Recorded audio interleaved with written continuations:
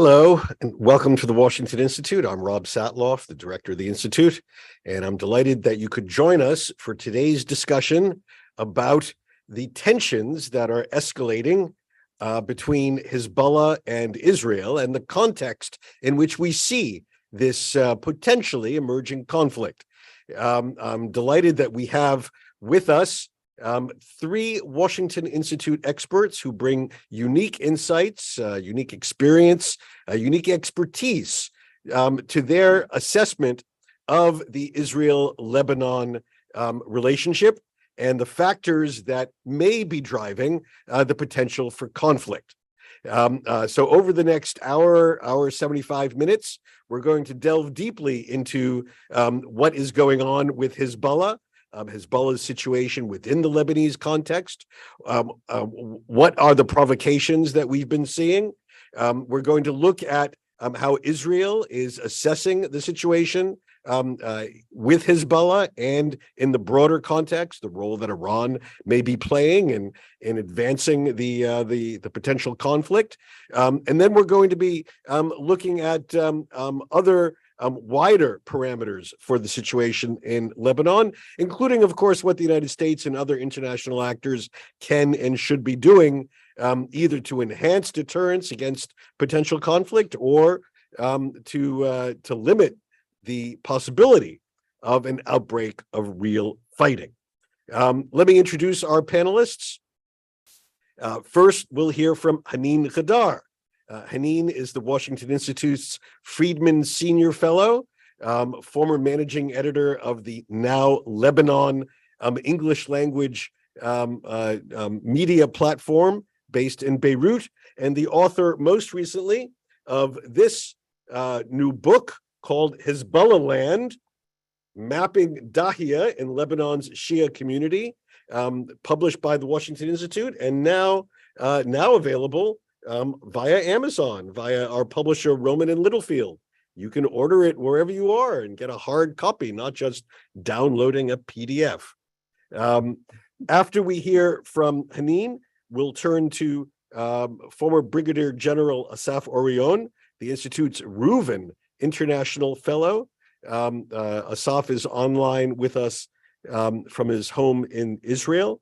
Assaf served among other things, as the head of strategic planning in the Israel Defense Forces, and was the liaison led the Israel liaison effort with UNIFIL, the United Nations International Interim Force in Lebanon, and has a great deal of experience looking at what is going on that side of the border and how Israel's national security establishment sees the emerging, sees the provocations from Hezbollah. Delighted that Assaf is with us. And then back here in Washington, sitting on my right, is Dr. Matthew Levitt. Matt Levitt is the Institute's former Wexler Fellow, director of our Reinhardt program on counterterrorism and intelligence, and the author of a number of works on Hezbollah's terrorist activities. And I would especially like to point out, when you're finished with today's event, go online and check out the interactive map of Hezbollah's worldwide activities, which Matt and his colleagues here at the Institute created. It's a terrific research tool, unlike anything else you can find online anywhere. And we're very proud of the work that our Reinhardt program does. So thank you, Matt. All right, just one more housekeeping note. When we're finished with our presentations, we're going to turn to some questions. You're welcome to join the conversation. Two ways to get your questions into the conversation. One is if you are on our Zoom, if you're watching this on Zoom, you can post a question in the Q&A function of your Zoom bar, and I will try to work it into our conversation. If you are watching this on some other platform, you too can be part of the conversation. Send me an email directly. Send it to Rob S, R-O-B-S, Rob Satloff, Rob S, at WashingtonInstitute.org. That's one word, WashingtonInstitute.org. I will be monitoring the email as we're having our presentations, and I will do my best to get your question into our conversation. Okay, with that, I'll turn the floor over to Hanin. Thank you very much, Rob, for the great introduction. And thank you all for being here with us today to listen to this very timely and important topic. I'm going to speak a little bit about the Hezbollah context, Lebanon's context, and why Hezbollah is doing this now. What is happening with the recent increased escalation along the Lebanese-Israeli border? Without going into the details, I think just, briefly, Hezbollah today sees an opportunity. There are three levels for this timing of why now. The first level is Israeli. And it's basically Hezbollah thinks that today's internal Israeli crisis and the division inside Israel and its institutions is a perfect time for Hezbollah to do these provocations, because they think, I'm not sure if it's true or not, but they think that this is not a good time for Israel to start a war. Another level is Iranian. And I think that believe that Iran wants at one point to tell Israel, to send a message to Israel that Hezbollah has not forgotten about you. We can still use Hezbollah along the Lebanese border. They're not completely gone in the region. They're still in Lebanon. They're still active along the borders. So just be careful with any idea you are contemplating about striking Iran. Hezbollah is still there. So this is again, but the most important thing for Hezbollah, I think, is this is important. This is a great timing for them to try to regain their resistance narrative. The resistance narrative of Hezbollah has been really dying or put on hold, let's say, for many, many years, and it has taken many blows over the years, which has cost Hezbollah internally on many levels. So just briefly, like the stages of how this narrative was blown away and why Hezbollah wants to regain it. The first, of course, when Hezbollah started to use its weapons inside Lebanon, point their weapons internally. It's right after 2006 war. Most of Hezbollah's operations were internal in Lebanon and regional in Syria, Iraq, Yemen, etc. So the first time it was May 7 events of 2008 when Hezbollah launched its military campaign against its opponents in Lebanon. And the Lebanese realized for the first time that Hezbollah's weapons are not just for resistance against Israel. And then the Syria war, with what happened in Syria, including the Israeli retaliation against Hezbollah's positions and security bases in Syria and military bases in Syria, and the lack of any Hezbollah retaliation against Israel in Syria, that was a big blow for its resistance narrative in Lebanon.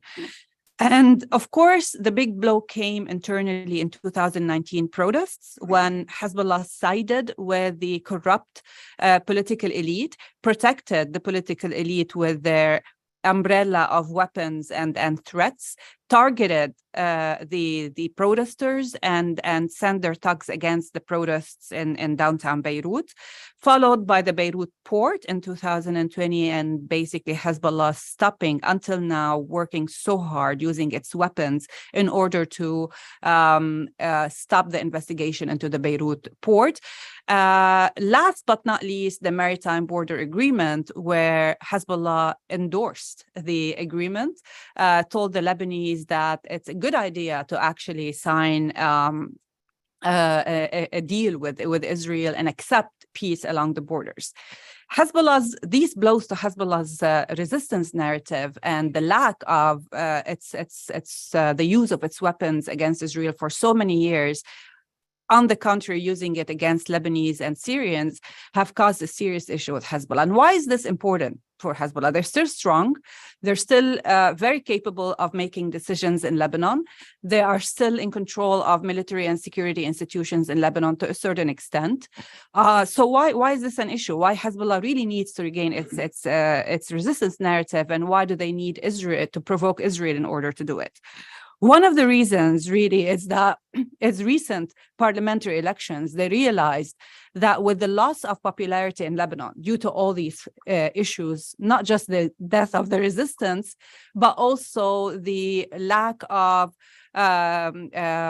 political rhetoric in Lebanon, the lack of socioeconomic vision in Lebanon, the incapacity of helping Lebanon reform or regain its strength, or even, financially, led to serious unpopularity for Hezbollah, mainly in the Christian street, where their allies, the Free Patriotic Movement, Michel Aoun, Gibran Bassil, lost a lot of popularity.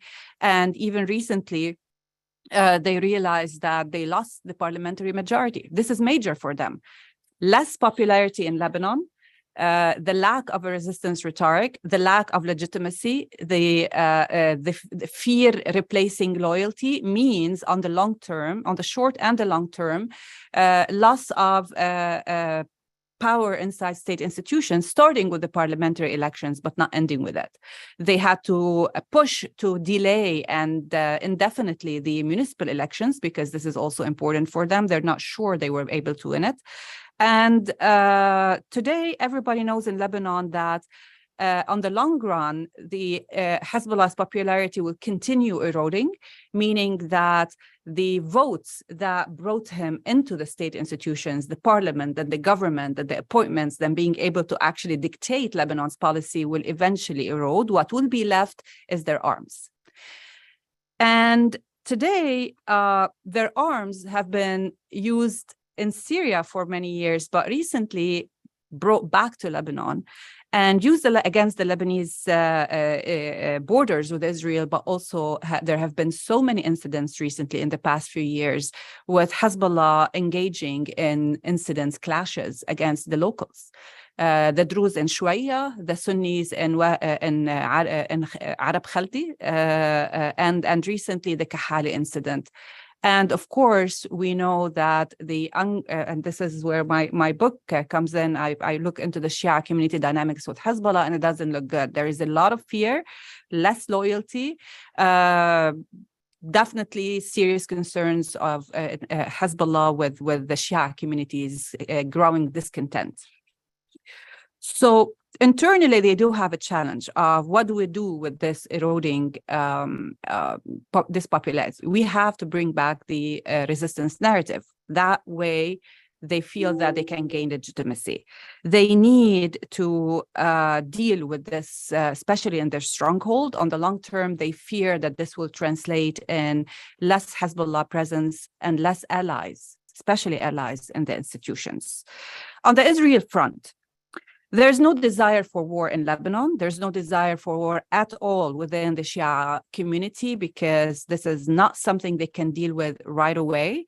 Hezbollah understands that, but this is not their main concern. Their main concern, this is a concern, but it's not the main concern. The main concern is that it's on three levels. One is that they do not have the budget for a war today, a full-fledged war. They have a budget for confrontation. They do not have a real budget for a full-fledged war, which is going to be, they're preparing for it. They know that the next war is going to be a lot more existential than this. And they know that the next war is going to be big.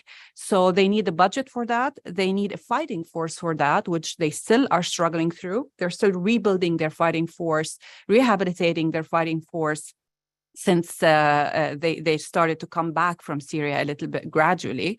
And a major part of this fighting force is not just the soldiers and the militants themselves, it's the military commandment. The loss of Qasem Soleimani really was a big blow for Hezbollah, because when Qasem Soleimani came into the picture in the region and in Lebanon, he became the hands-on commander, basically, of Hezbollah. After Maghniye and Badruddin were killed, Badruddin was killed by Soleimani, probably himself. That's most of the assumptions are. But he became hands-on. There was no replacement for Badruddin except for different, less senior commanders in Syria and Lebanon. And Soleimani was a big loss for Hezbollah's military fighting force and commandment structure. So they need to rebuild that. But mostly, they need the budget for the war. They need to compensate for the loss of money coming from Iran. They need to compensate through illegal activities, which also is harming their picture. So what does that mean? They have a dilemma today. They need to provoke Israel to regain their legitimacy as a resistance, but at the same time, they do not want a war. So the scenario that is unfolding now is that Hezbollah wants to provoke Israel. It's calculated. It depends on what Israel is going to do. They are pretty confident that Israel doesn't want a war as well. So they are expecting a response at one point. If they continue this provocation, they will expect at some point a reaction. But they're hoping that it's also calculated and it's not a full-fledged war, so they can actually respond with a calculated response. So the way I see it unfolding is more calculated, escalating, but calculated responses from both sides, unless Israel goes for a full-fledged war. And that's something I cannot expect. I'm going to stop now. I think we've been 8 minutes, but be happy to go into the details during the Q&A. Terrific. Thank you very much, Hanin. Assaf, we just heard the outline of what sounds like a risky strategy that has provocation and provocation, but hope, expectation that this is not responded to with overwhelming force from the Israeli side. How do the Israelis see what is going on, and what is Israel's strategy for addressing this escalating set of provocations from Hezbollah? Thank you, Rob. Today, this August, we commemorate 17 years for the Second Lebanon War, ending in 2006. And what we hear between our defense minister and the Secretary General of Hezbollah is promising the other side to return it to the Stone Age, like reciprocal Flintstonian strategy. And when we hear our IDF officials, my former colleagues, they are talking about the closest point to war since 2006, and some statements talked about we're one mistake away from such an occurrence. What my colleague just mentioned has a tactical aspect to that, because what we see is a lot of friction along the borderline, border incidents, the famous tents across the blue line on the Israeli side, crossing the blue line by media and politicians from Lebanon, scattered by IDF forces. We see Radwan, the Special Forces unit of Hezbollah, on our border. We see tampering and sabotage of the border fence and its cameras and so on, and even some Molotov cocktails being thrown, and IDF countermeasures. So the first line of IDF or Israeli response is trying to understand the reasons behind it and looking at the tactical aspects of that. We've seen last year those UAV drones sent against our gas vessel. We've seen an attack, an IED attack, an explosive device in Megiddo, 70 kilometers deep into Israel in March. We see a rise in Palestinians attack from Lebanon, a great salvo during April, and recently 2 anti-tank missiles across the border.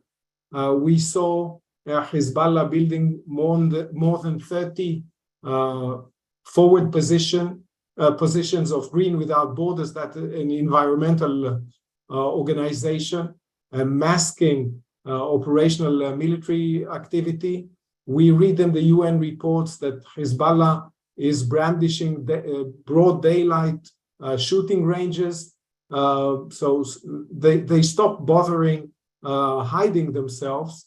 And they also see all-time record of assaults and harassment of UNIFIL patrols, culminating in the death and the murder, actually, of an Irish peacekeeper, Sean Rooney, in December. And recently what we hear is that Hezbollah is demanding Israel to withdraw from the occupied land near the the border, which is the areas where Lebanon has reservations from the blue line marked by the UN. The most recent, we also hear a demand, Lebanese demand, which you could surely identify with Hezbollah, to cripple the independence of UNIFIL patrols and conditioning them on Lebanese armed forces approval or escort. So trying to shrink the footprint of the UN activity. Now, Israel is trying to figure out what's going on, and what the explanations we just heard are complemented. Some of them is, well, Hezbollah didn't know. This was ground operatives doing their thing without knowledge of the or prior approval of the leadership, that the Palestinians worked independently out of South Lebanon, which is a bit strange.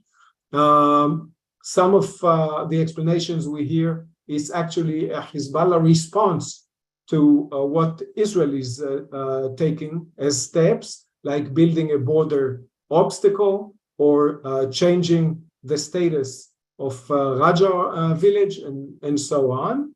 Also, some explanations are that Hezbollah is encouraged by the increase in its own military capabilities, such as the precision weapons or Radwan on the border. It is encouraged not only from the situation, the political upheaval in Israel, but also from Israel restraint in responding to Hezbollah's provocations, and perhaps also by the decline of Israeli overflights over Lebanon, over 90% decline during the last years, and many attribute it to the growing capability of Hezbollah air defense, and in general, drawing more encouragement from Iran's situation, seeing the advancement on the understandings with the US, better relations with Russia, with China, the agreement with Saudi Arabia, this regional thaw, and rehabilitation of Assad into the Arab fold. And also on the operational side, you see this unification of theaters when the axis of resistance, Iran, Iraq, forces in Syria, Lebanon itself, and the Palestinian actors being better organized, better coordinated, better cooperating. So what does Israel try to do? It needs to deter Hezbollah from ongoing provocations. It needs to prepare for the coming provocations and for a possible war. At the same time, it needs to avoid war, which is assessed to be quite calamitous in how it will play out. The scenario is quite bad. So what you see is Israeli caution. You see Israel preferring diplomatic approach to trying to remove the cross-border tents, but you can also see some forces flowing north and better readiness, a lot of high-level visits to the north. Our Chief of General Staff was there twice over the passing period. Our Prime Minister visited half formally, and the Minister of Defense. We can also see that Israel is quite largely invested in the West Bank situation, which is inflamed by Iran, but you could also see the reinforcement up in the north. At the same time, Israel is keeping its counter build-up campaign in Syria. Just last night, we heard of another attack on Iranian weapons flowing into Syria for Hezbollah. And we must understand, and I think conceptually, that despite the fact that both parties or neither party wants war, when brinkmanship is involved, there is a rising risk of miscalculated escalation. And this powder keg has quite a lot of fuses going to the tactical friction. Once a tactical unit accepts a mission or gets more leeway in operating, you end up like throwing the dice, rolling the dice. If the missile hits, you're in one situation. If it misses, you're in another. And we had several cases like that when it was finally decided by tactical and weapon statistics. Another fuse is Hezbollah's buildup. When Israel is countering that in Syria, as I said. And another fuse is the Palestinian fuse. Like if we're looking at the Jewish holidays next month, and Al-Aqsa and Temple Mount are an eternal spark plug into this system, you can easily see Palestinians shooting out of Lebanon with a Palestinian pretext. So we need to look at how to press or push Hezbollah and its organizations, like we've seen the sanctions on Britain Without Borders recently. We need to continue pressing Lebanon and the Lebanese armed forces who currently collude with Hezbollah. We need to think about conditioning aid with compliance. And right now in the UN headquarters, when they're talking about renewal of the UNIFIL mandate, we need to make sure that Lebanon's demand to cripple UNIFIL are being stopped, that the UN reporting does a better job in reflecting the reality of the ground. And since the odds for a possible war are growing, we need to also revisit the question that we published many times now about right-sizing or downsizing the force. On the horizons, since Saudi Arabia might be returning to the theater, we may want to explore what Saudi Arabia can positively play in Lebanon, but that's a tall order. I'll stop here. Very good. A long list of important policy questions you close with, and we're going to get to some of these in our discussion. Again, just a reminder, if you want to get into our conversation later on, either use the Q&A function of your Zoom bar to pose a question, or send it directly to me at robs, R-O-B-S, at washingtoninstitute.org. With that, I'll turn the floor to Matt Levitt. Matt. Thanks, Rob. It's a pleasure to be here, a pleasure to be on a panel with such experts. I think it's important when we try and understand what's going on today to take a little bit of a longer view, not just looking at the most immediate things that have happened. The recent war of words between Israel and Hezbollah leaders, each threatening to send the other back to the Stone Age, in and of itself is nothing new.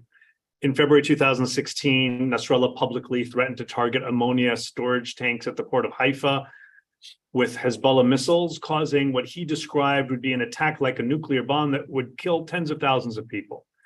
In July 2019, he held a map of Israel with concentric circles up to a television camera to demonstrate that Hezbollah missiles and rockets could hit any part of Israel, including Dimona and Eilat, adding that he could send Israel back, you guessed it, to the Stone Age. But there are some very real and disturbing reasons to fear that Nasrallah's latest threats are not just empty words.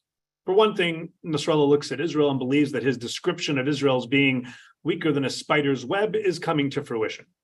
And this is happening just as he is keen to distract attention from Hezbollah's, let's call it, unsavory role in Lebanon's domestic political and economic malaise, including political maneuvering by Hezbollah allies to block election of a new president, to the group's blatant efforts to obstruct any investigation into the August 2020 Beirut explosion, and more.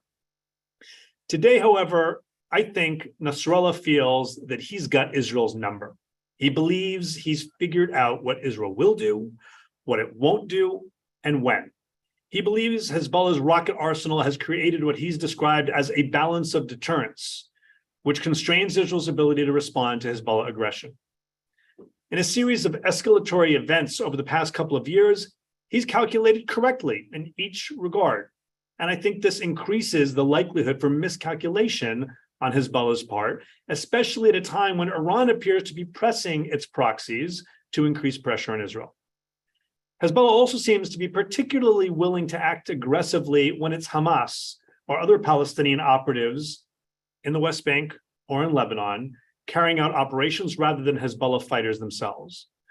This too increases potential for escalation and miscalculation. Consider, for example, the anti-tank missiles fired from the area of Rajar and Sheba Farms in early July, which prompted the Israel Defense Minister to make his own return you to the Stone Age threats, which were first thought to have been fired at the security fence near Rajar. But after investigating the incident further, the IDF has now concluded that the missiles likely fired by Hamas elements in Lebanon, but with Hezbollah's tacit approval, were actually fired at a convoy of 3 IDF jeeps patrolling the border. Imagine what could have happened had they hit their targets.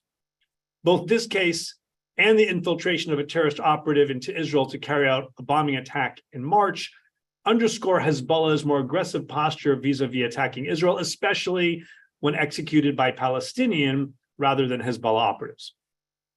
But I see the current events as a logical denouement in a long series of escalating Hezbollah efforts to change the understandings and the red lines that have long governed its conflict with Israel.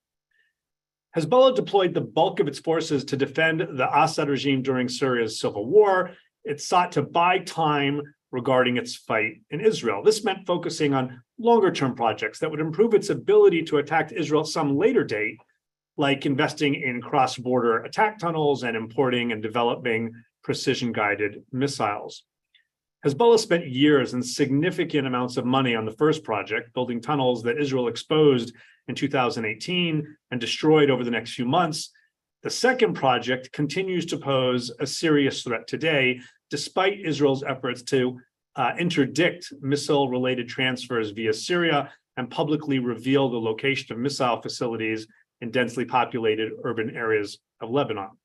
These missiles, both the large number of projectiles overall and the smaller but growing number of precision-guided munitions, have emboldened Hezbollah, which now believes that the group has established this balance of deterrence, effectively restraining Israel's freedom of attack against Hezbollah. Now, with the vast majority of its forces back in Lebanon, Hezbollah has been eager to reestablish its resistance credentials, albeit in ways that minimize the likelihood of a full-scale Israeli military retaliation. So previously, the unwritten understanding was that Hezbollah would not attack Israel so long as Israeli forces limited themselves to targeting weapons shipments in Syria. The group's red lines would only be crossed if Israel struck targets on Lebanese soil or killed the group's personnel in any country. So, for example, in September 2019, Hezbollah fired anti-tank missiles from a Green Without Borders position, by the way, at an Israeli military ambulance driving between the border communities of Avivim and your own, which was an apparent response to a pair of Israeli attacks, an airstrike that killed 2 Hezbollah operatives in Syria, and a drone strike in Beirut that targeted a propellant mixer used in the manufacture of these precision-guided munitions. At the same time, however, Hezbollah began taking steps to change the rules of the game. First, after the 2019 Beirut drone strike, Nasrallah vowed to shoot down Israeli surveillance drones flying over Lebanon. And by February 2022, he was boasting that Hezbollah's anti-aircraft capabilities had forced Israel to drastically reduce its flights over South Lebanon and refrain from such flights for several months. And Israel's Air Force chief at the time later made comments that effectively underscored that Hezbollah had done just that. Second, during the same August 2019 speech in which he threatened to down the Israeli drones, Nasrallah warned Israeli soldiers stationed along the border to be on guard. He said, quote, "Starting today, you should stand on a leg and a half and wait for us." And in July 2020, the IDF reportedly thwarted an attack by armed Hezbollah operatives who had crossed into Israeli territory. The following month, the Beirut port explosion distracted Hezbollah from its escalating tensions, at least beyond creating more observation posts along the blue line, but the threatening rhetoric picked up again in 2021. The third escalatory incident came when Iran sent a shipment of oil to Lebanon in August, and Nasrallah publicly warned that any attack on the vessel would be considered an attack on Lebanese territory, and therefore trigger a Hezbollah response. It was a risky statement in the midst of Israel and Iran's tit-for-tat escalation against one another's shipping interests. And then the fourth incident in July 2022, Nasrallah further upped the stakes by threatening to target Israel's offshore natural gas platforms if it began extracting from the Karish field before reaching a maritime border deal with Lebanon. Soon thereafter, 3 Hezbollah drones were shot down en route to the Karish platform, and although the subsequent investigation revealed that they were not armed, the message was clear. Nasrallah warned that these drones were only the beginning and pledged to go to war over the gas issue if necessary. He followed up with propaganda video featuring drone footage of the Karish field apparently being targeted with a weapon, underscoring his willingness to risk conflict to Israel, in part because of the economic and political pressures at home, but also because he believed he could read Israel more effectively than he had in the past. Nasrallah assessed that instead of escalating with Hezbollah, Israel would scale down its drone flights, would refrain from attacking Iran's oil shipment, delay gas extraction until the maritime agreement was concluded, and in each case, his assessment was correct. The question many analysts have been debating since is whether this string of accurate assessments emboldened Nasrallah to take even greater risks. Put this now in the context of the events that have been happening more recently, and I think we understand that indeed it has.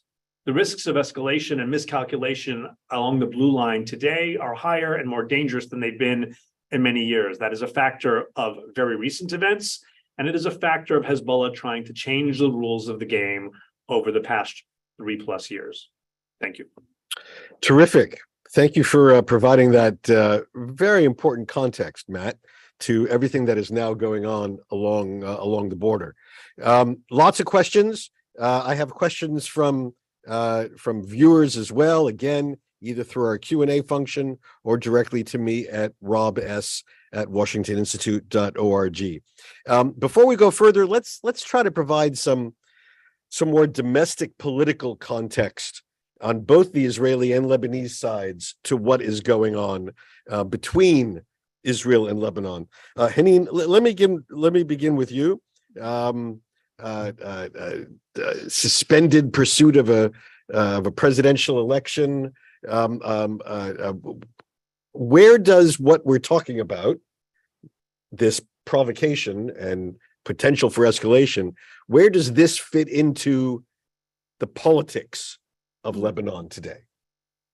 Yeah, that's a very, very good question. And I think it's very linked in the sense that Hezbollah today, the void on Lebanon state institutions, the lack of president, the lack of a central bank governor, and the upcoming also problem with the army commandment when the current commander term expires, that's a lot of void. The collapse of state institutions, financial institutions, everything is fading in Lebanon, and this is good news for Hezbollah. We wrote about this recently about how Hezbollah is benefiting from the crisis. In addition to Hezbollah's benefits in terms of cash economy and how the flow of its finances, the fact that its bank is now Qard al-Hassan is the only functioning bank in Lebanon today. That's one benefit. Another benefit is that without state institutions, without functioning state institutions, no government, we have an acting government, Hezbollah will be able to make decisions on war and peace much more easily. They don't have to go through state institutions. They can make all these decisions themselves. They do not have to consult anything. They fear that if things do not go their way within state institutions, if they don't get their own president, which will form their own government and make their own appointments, this will mean that their access to state institutions will also erode. That's why they're fighting very hard in order to get a candidate of their choosing. If it's not going to be Sleiman Frangieh, although they still hope that it is, and that's why they're talking to the FPM about it today, make a deal. They hope at least to get the army commander or another candidate to give them the guarantees they need on border security and on military decisions. That's why it's important for them, if they're going to do anything. Again, this is a good timing because there's void and they don't need to worry about the incoming change in Lebanon if it's not to their liking. Okay, and we'll turn to Assaf. There's obviously enormous political upheaval in Israel. One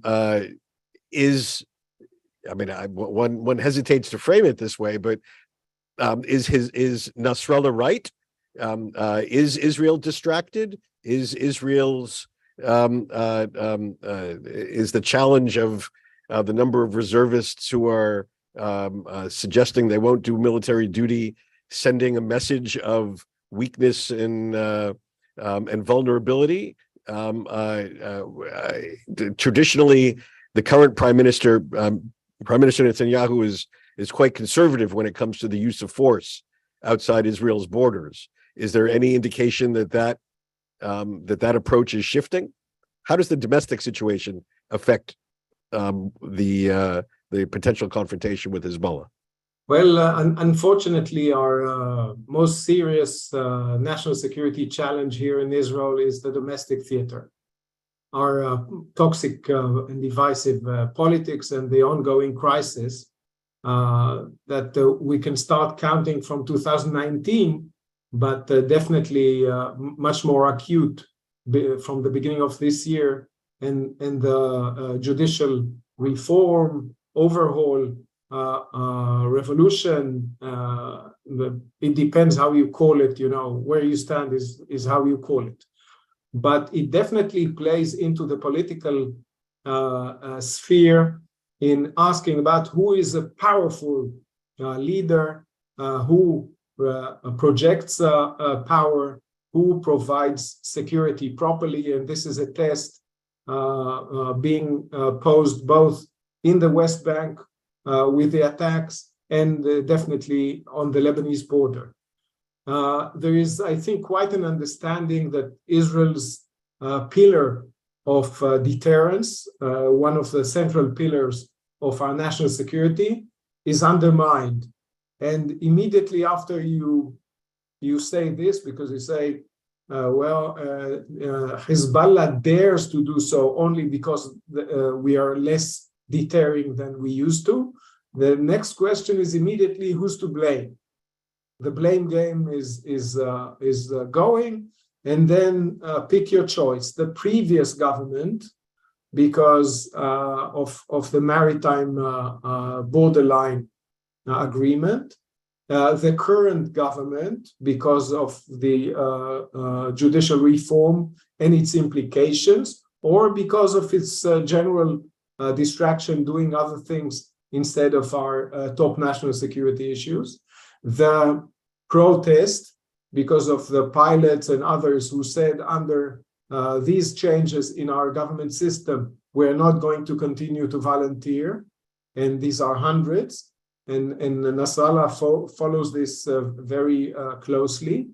And in our divisive politics now, some people blame the IDF for being too weak or not showing enough force in the responses, and so on and so forth.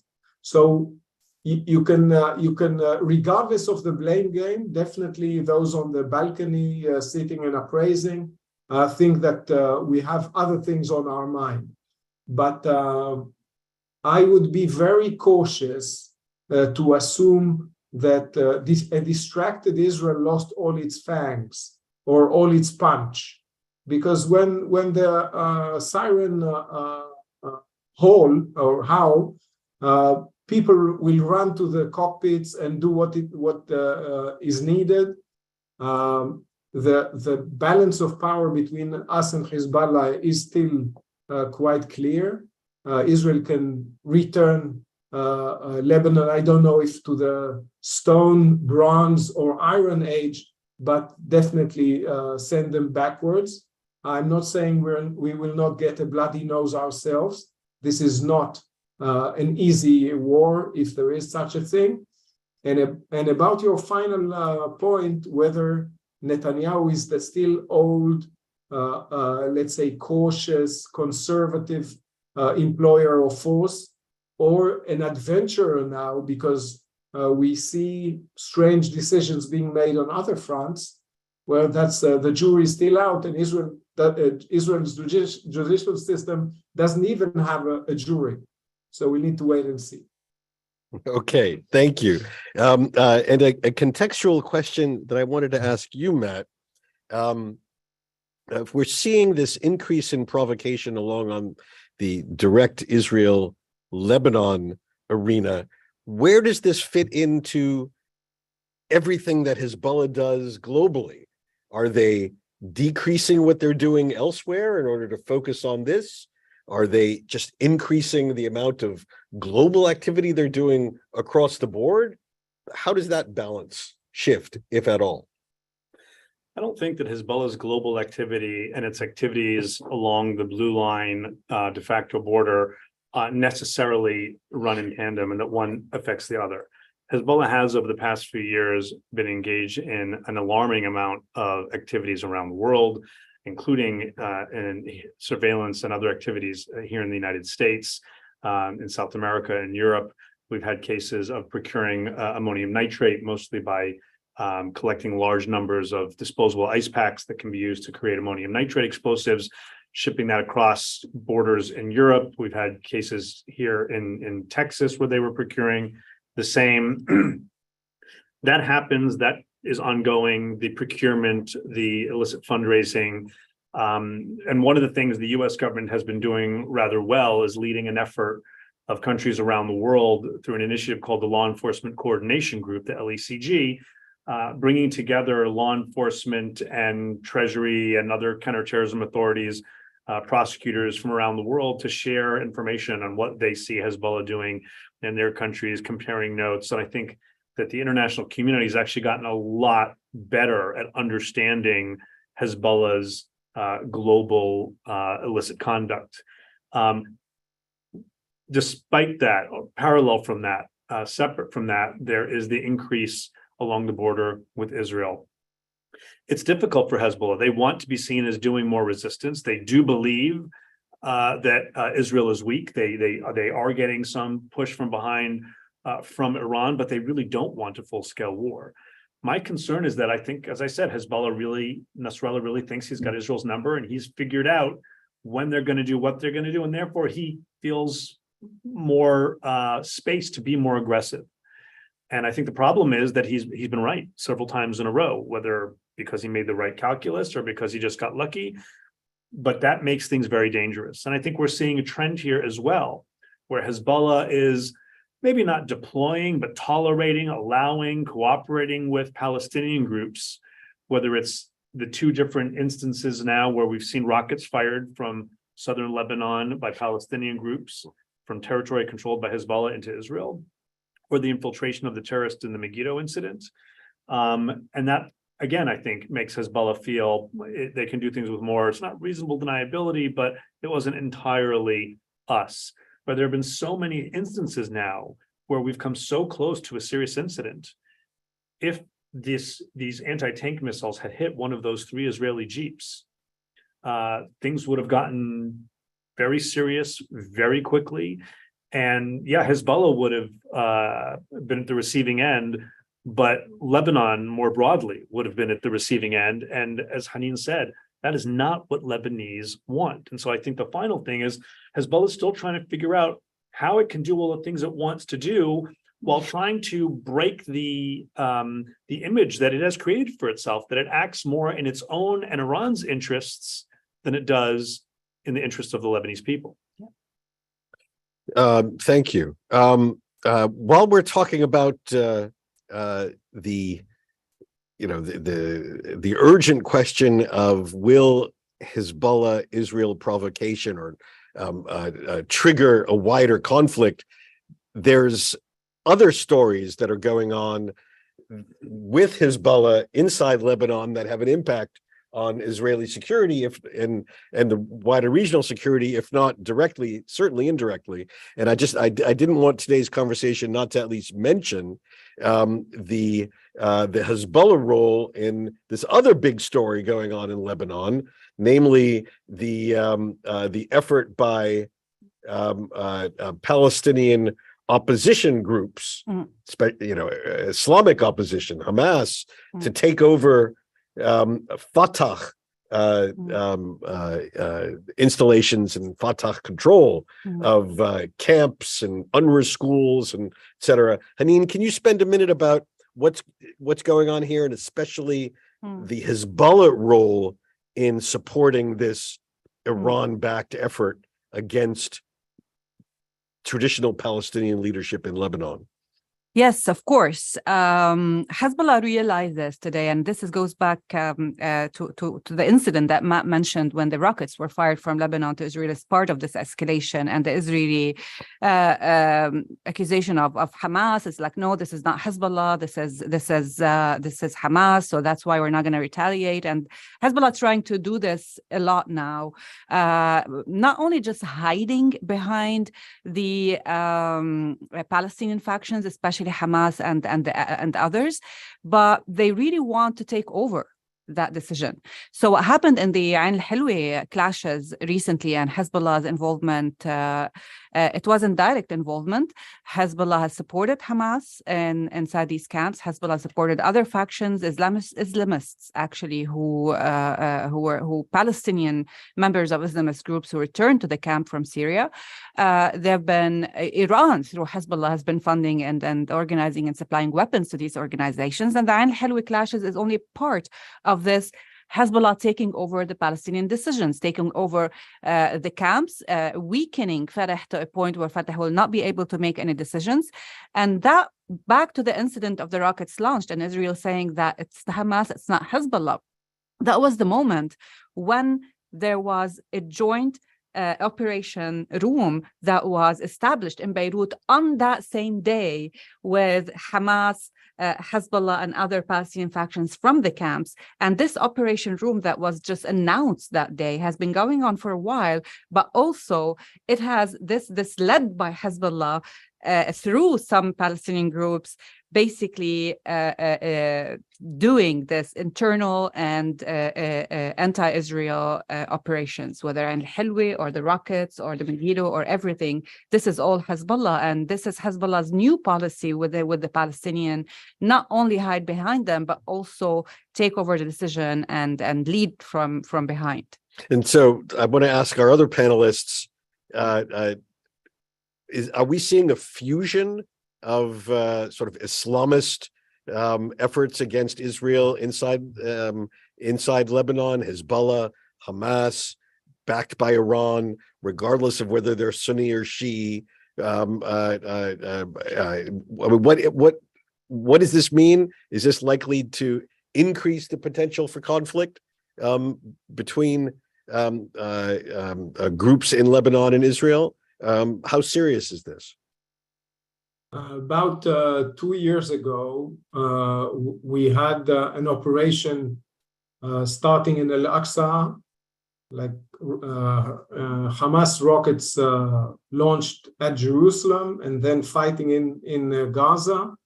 And there was shooting from Syria and from Lebanon, and also domestic Israeli-Arab clashes. And they called it the unity of the theaters. And I think we do see an active effort by Iran to coalesce, to try to operationalize the axis of resistance in military terms, not only logistics, funding, and so on. And let's pay attention to what's being said in Israel in the last day or two. Yesterday, we had a lethal attack near Hebron in which a woman was murdered. Our Prime Minister said that Iran is behind much of the efforts in the West Bank, and you can hear the same from the Defense Minister and from the security establishment. So Iranian money is inflaming the Palestinian theaters, including from Lebanon. And just today was a cabinet meeting in which they said we will go after the perpetrators and their dispatchers. So I think we're seeing this coalition led by Iran, or integrated by Iran, facilitated, enabled by Iran, and Israel facing a coalition which is multi-theater. in the Lebanese aspect, if Palestinians recurrently attack Israel from Lebanese turf, and Hezbollah or Nasrallah says, whenever Israel attacks Lebanese soil, I will retaliate, it means that we are on collision course because Israel cannot accept incoming rockets. It usually responds to either the perpetrators or the host. And then you need to start thinking about what's next.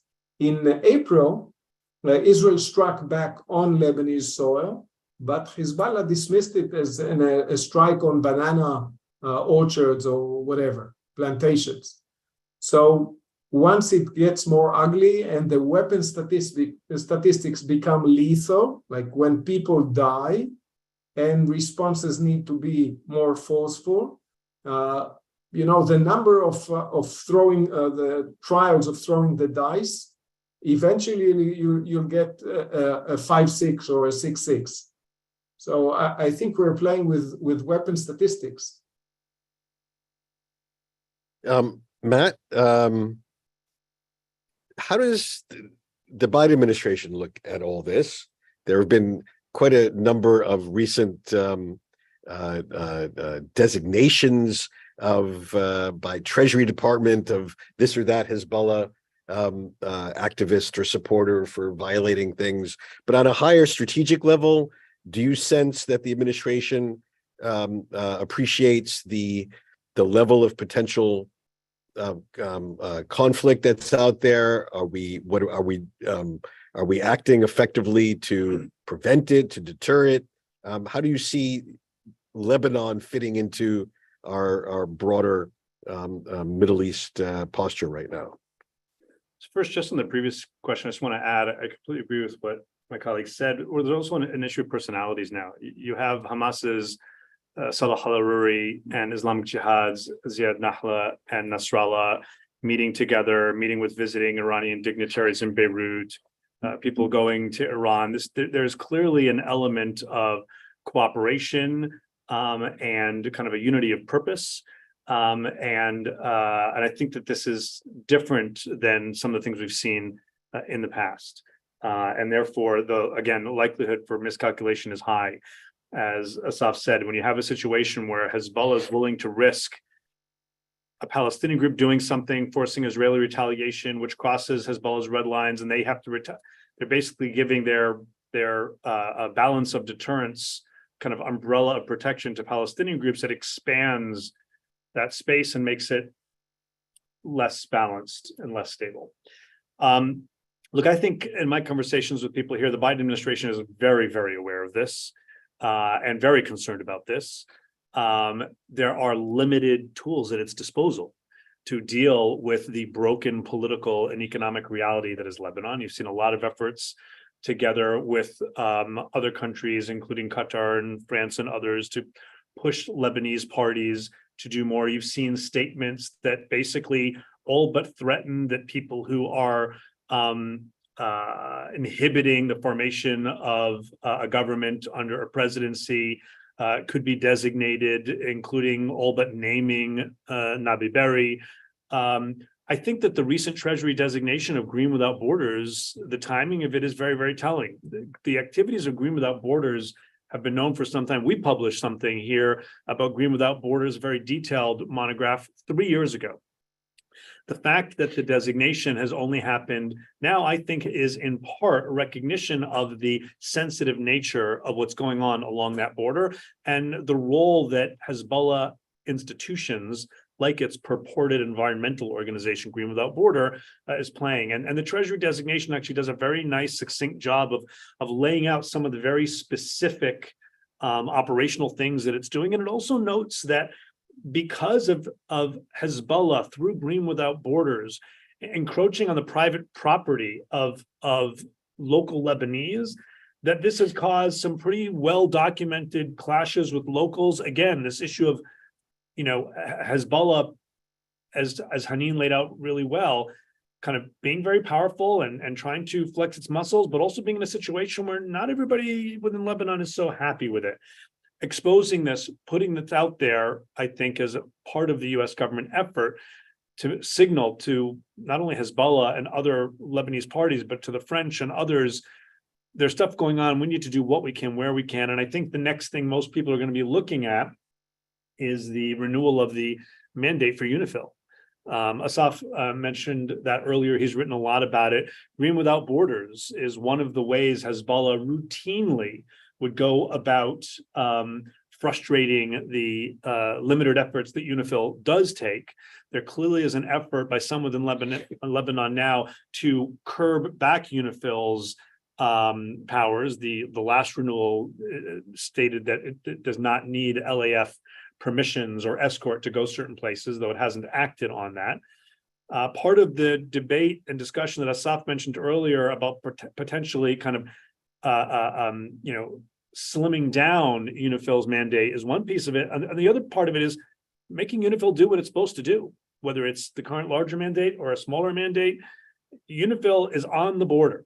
All these things are happening under its nose.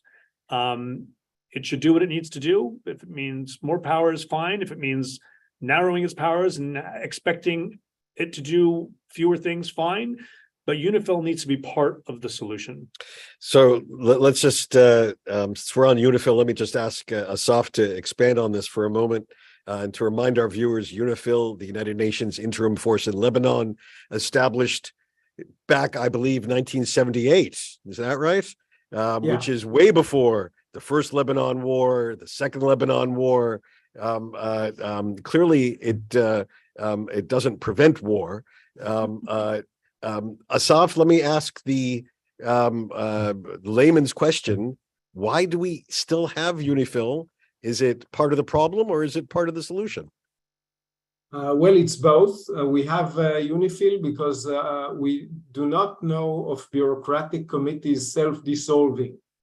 So just to make the mechanics of the UN change anything in its composition, in its authorities, in its capabilities is very, very difficult. And it needs to go through a very tight sieve between French politics, US politics, priorities, and so on.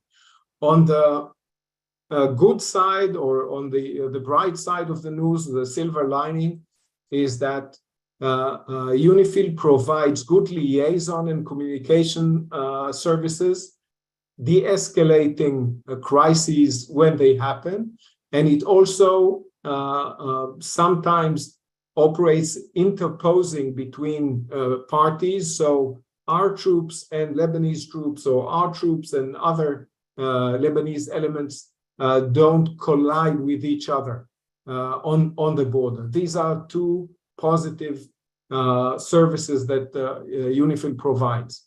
But I think the most important failure of the UNIFIL system, or the United Nations Security Council Resolution 1701, which was approved as the end of the Lebanon War of 2006.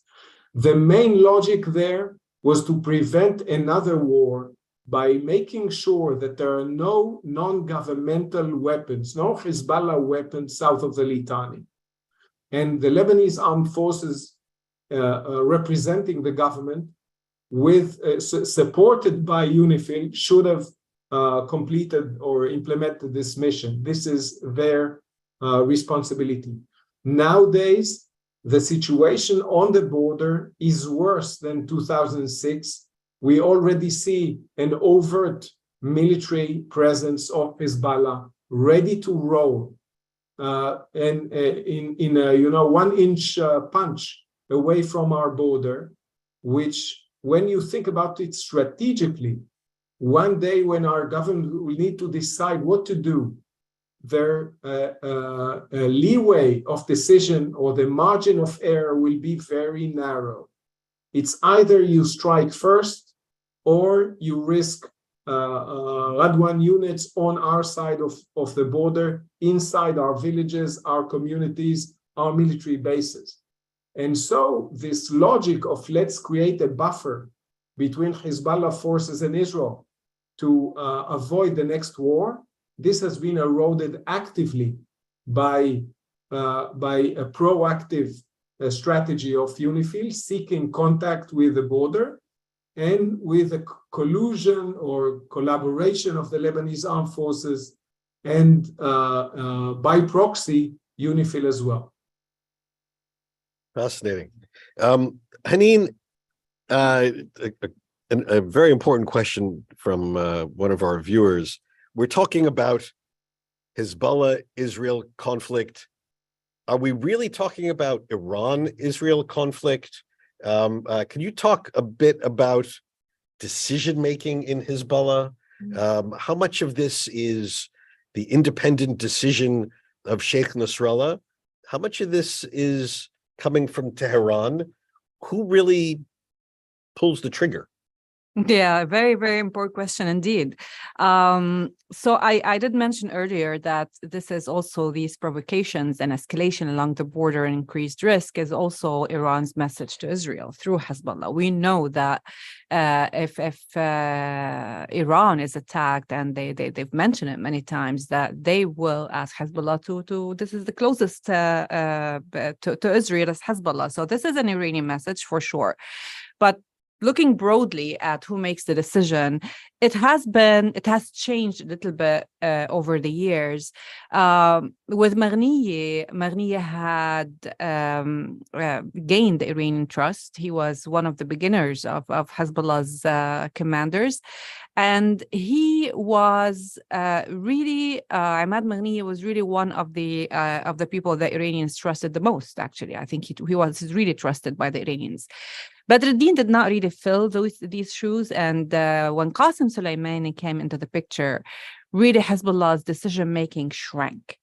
And Soleimani really wanted to have a hands-on approach and wanted to make every single decision. And that's why he clashed with Badruddin, and eventually Badruddin was killed.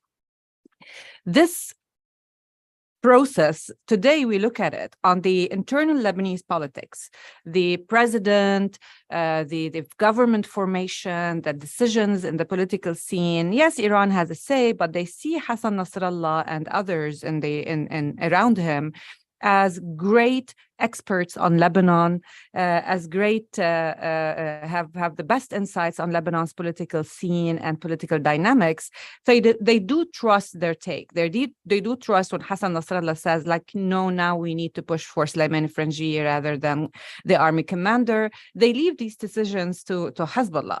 But when it comes to security decisions, war with Israel, war in Syria, military tactics, military strategies, security issues in general, regional and international cooperations between Hezbollah and the other Iran-backed militias, everything else outside the Lebanese arena today is not Hezbollah's decision, especially war with Israel. This is not Hezbollah's decision. And when Nasrallah in 2006 said, I did not know, I wish I knew, I think he was lying. He did know. He did this knowing that this would result in war. He wanted that. I knew, everyone in Lebanon who was there in 2006 knew when you kidnap Israeli soldiers, what's going to happen. Right after a similar Gaza operation and a war that was triggered by kidnapping of an Israeli soldier, he knew, everybody knew. And Iran wanted this. And today, these provocations are definitely an Iranian decision. If a war is going to happen, this is going to be an Iranian decision.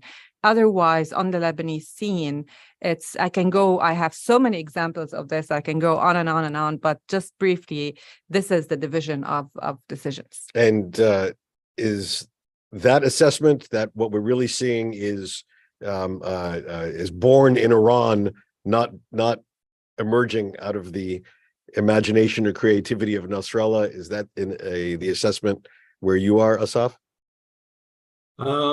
Our experience from 2006 onwards is that, at least in Israel, the governments do not decide on going to war. They decide on small operations, and only in hindsight they understand they went to war. So I beg to differ. I think that everybody on both sides in 2006 thought they were going for a small operation, not for an initiated war. And as we say, there goes the chair, here comes the table. So it becoming an ongoing escalation, and it's just decided by the roll of the dice. They kill 3 of ours. We try to prevent a kidnapping. We lose 8 more. We go after the rockets and take them out. And then it goes 33 days. Nobody decided to go there. We weren't ready. They weren't ready.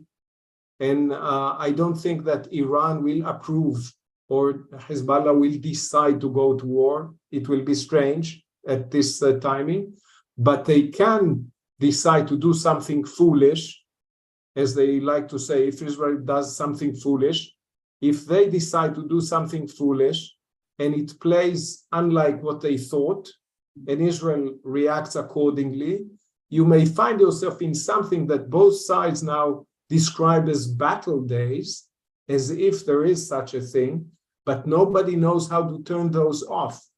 So termination, once you start escalation, is a very, very fine art.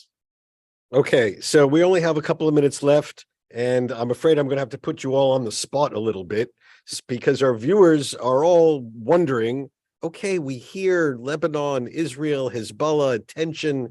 We hear this back and forth, on again, off again. Is this something special?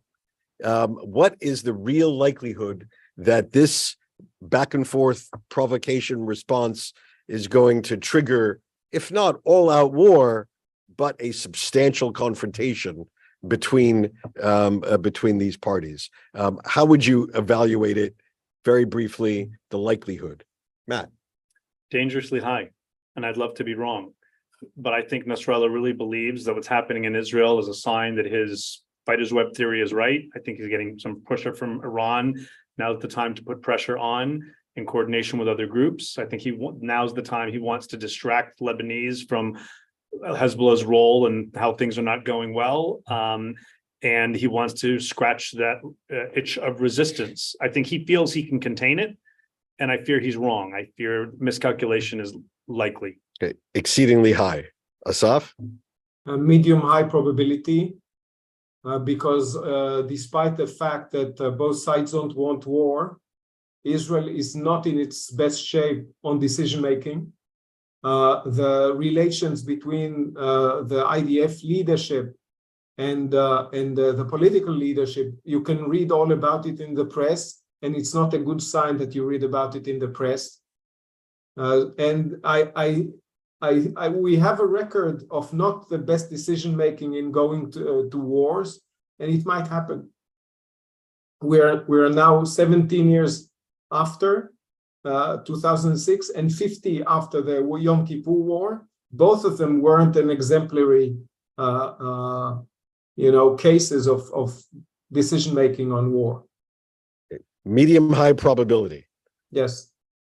I would say medium-high as well, because Hezbollah knows very well that there's a big chance of an Israeli response, but they also know that there is a big chance Israel is not going to go for a full-fledged war based on this exact estimation. They want a response, actually, because that would give the resistance some legitimacy. They can regain some legitimacy, but they do not want a full-fledged war. So they're playing along this line. It's very risky. It's very dangerous, but they understand the Israeli position, and they understand the Israeli lack of desire for war.